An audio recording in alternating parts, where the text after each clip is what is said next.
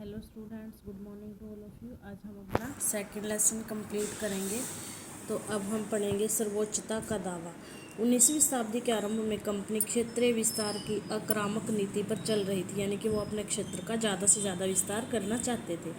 इस समय Lord Hastings Bharat का गवर्नर जनरल था। उसके नेतृत्व में एक नई नीति सर्वोच्चता का आरंभ हुआ। कंपनी का दावा था कि उनकी जो है सत्ता सर्वोच्च है, सबसे ऊपर है, इसलिए वह भारतीय शासकों से ऊपर है और अपने हितों की रक्षा के लिए वह भारतीय रियासतों का अधिग्रहण करने या उनको अधिग्रहण करने की धमकी देने का अधिकार अपने पास मानती है।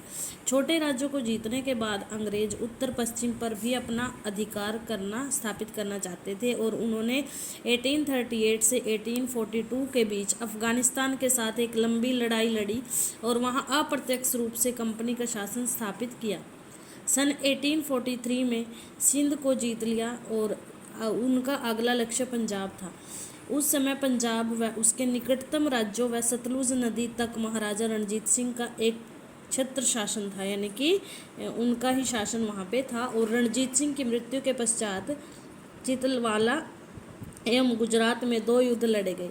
वहां अंग्रेजों की बहुत बड़ी हानि हुई, लेकिन अंत में सिखों ने आत्मसमर्पण कर दिया और लॉर्ड डलहौजी ने संपूर्ण पंजाब को एक साथ जोड़ दिया और राजा दिलीप सिंह को पेंशनबद्ध करके लंदन भेज दिया। और अंग्रेजों ने गुलाब सिंह को जम्मू एवं कश्मीर का राजा बना दिया और अंग्रेजों ने यहाँ से कोहिनूर हीरे को ले जाकर महारानी विक्टोरिया को उपहार स्वरूप दे दिए थे। नेक्स्ट है लॉर्ड वेल्जली के नेतृत्व में विस्तार। लॉर्ड वेल्जली सन 1798 ईस्वी में भारत का गवर्नर जनरल बना। अपने राजनीतिक लक्ष्यों को पूरा करने के लिए वेल्जली ने 2 नीतियां अपनाई। एक थी सहायक संधि और दूसरा तुरंत युद्ध। सहायक संधि क्या थी? वेल्जली की सहायक संधि के अनुसार जब किसी भारतीय राज्य का शासन अपनी हार मान लेता था तो उसे अंग्रेजी शक्ति के अधीन कार्य करना होता था और उसे अपने राज्य की देखरेख के लिए एक निश्चित भुगतान करना होता था। और इन सब समझौतों के बाद भी भारतीय शासक को एक निश्चित शुल्क कंपनी को अदा करना पड़ता था। कभी कभी शासक को इन सब के अतिरिक्त एक वार्षिक आर्थिक सहायता का भी भुगतान करना पड़ता था।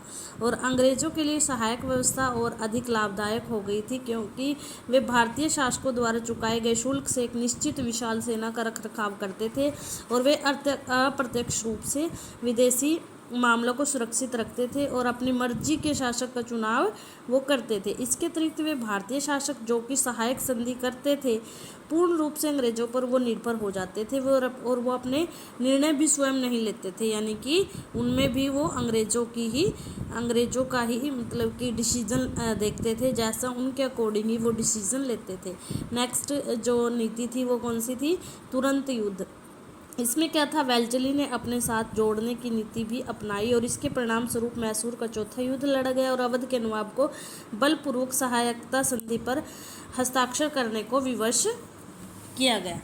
और बलपूर्वक विवश करने के बाद नवाब ने स्वयं को आत्मसमर्पण कर दिया और रुहेलखंड व गंगा तथा यमुना के बीच पड़ने वाले जो राज्य थे उन सहित उन्होंने आधे से अधिक राज्यों को अंग्रेजी शासन में मिला लिया था। अब है युद्ध एवं विजय दौरान मैत्री। लॉर्ड वेल्जली ने मैसूर, कर्नाटक, तंजौर व सूरत के साथ मैत्रीपूर्ण समझौते की और मैसूर का सुल्तान टीपू कभी भी सहायक संधि के लिए राजी नहीं हुआ। वह सन 1792 में अपना आधा राज्य खोने के बाद भी अपने जो है पद पर आसीन रहा और अपने निर्णय के जो उसको निर्णय लेने के अधिकार थे उसने कभी भी अंग्रेजों को वो नहीं दिए और वह अंग्रेजों के विरुद्ध अपने कार्य सुदृढ़ रूप से करता रहा। और अंग्रेजी सेना टीपू के संलग्न रही और जल्द ही उसे पराजित कर दिया और सन 1799 में चौथे अंगल मैसूर युद्ध के दौरान अंग्रेजों ने टीपू सुल्तान को पराजित कर दिया और टीपू की मृत्यु श्रीरंगपट्टनम की सुरक्षा करते हुए मई 1799 में हो गई। अब है लॉर्ड डलहौजी के नेतृत्व में विस्तार। सन 1848 ईस्वी में लॉर्ड डलहौजी भारत का गवर्नर जनरल बन गया और उसने राज्य हड़पने की नीति से परिचित कराया। उसके अनुसार यदि किसी शासक की मृत्यु हो जाती थी और उसका कोई पुरुष उत्तराधिकारी नहीं होता था, यानी कि उसका अगर कोई बेटा नहीं होता था, तो उसकी रियासत को अंग्रेजी शासन में मिला लिया जाता था।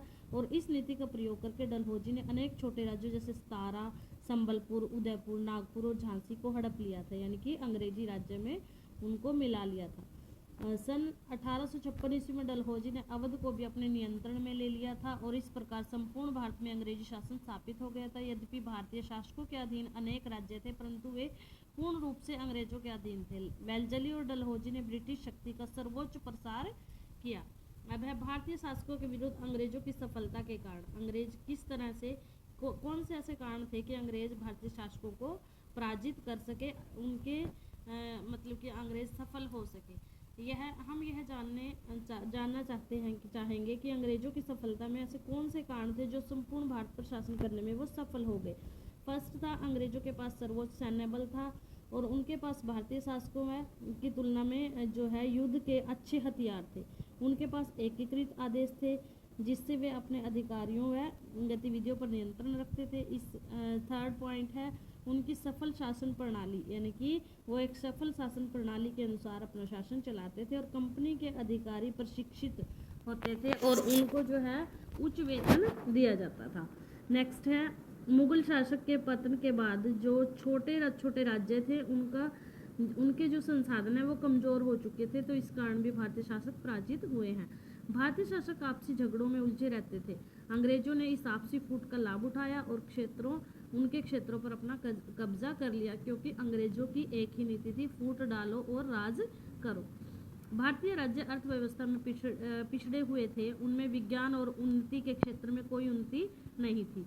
औद्योगिक क्रांति के परिणाम स्वरूप इंग्लैंड एक धनी देश बन गया था और उसने एक विशाल सेना का गठन करके उसे आधुनिक हथियारों से सुसंगठित किया। ब्रिटेन का समुद्र पर पूर्ण नियंत्रण था और उनके पास उच्च कोटि की नौसेना शक्ति भी थी। इन सब के ने जो है उनकी भारतीय राज्यों पर सत्ता स्थापित करने में बहुत ज़्यादा मदद की है, बहुत ज़्यादा सहायता की है। तो नेक्स्ट है, भारत में अंग्रेजी शासन के विस्तार की विधियाँ। अंग्रेजों ने अपने शासन विस्तार के लिए विभिन्न विधियाँ अपनाई। फर्स्ट है, जीत के द्वारा।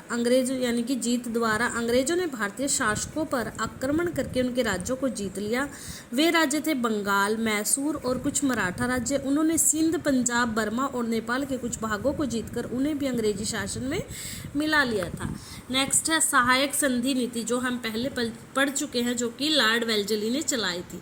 लॉर्ड वेल्जली ने भारत में सहायक संधि की नीति अपनाई और वे इसकी आंतरिक व बाह्य आक्रमणों से सुरक्षा करते थे, लेकिन वे राज्य अपनी स्वतंत्रता खो देते थे। वो उनको स्वतंत्र यानी कि उनकी सुरक्षा का आश्वासन तो देते थे अंग्रेज, परंतु जो शासक थे और राज्य थे अपनी स्वतंत्रता उन्होंने यहाँ पे खो दी थी। इस संधि के तहत शासकों को अंग्रेजी सहायक सेना रखनी पड़ती थी और सहायक सेना के रख रखाव के लिए शासक कंपनी को पैसा देते थे।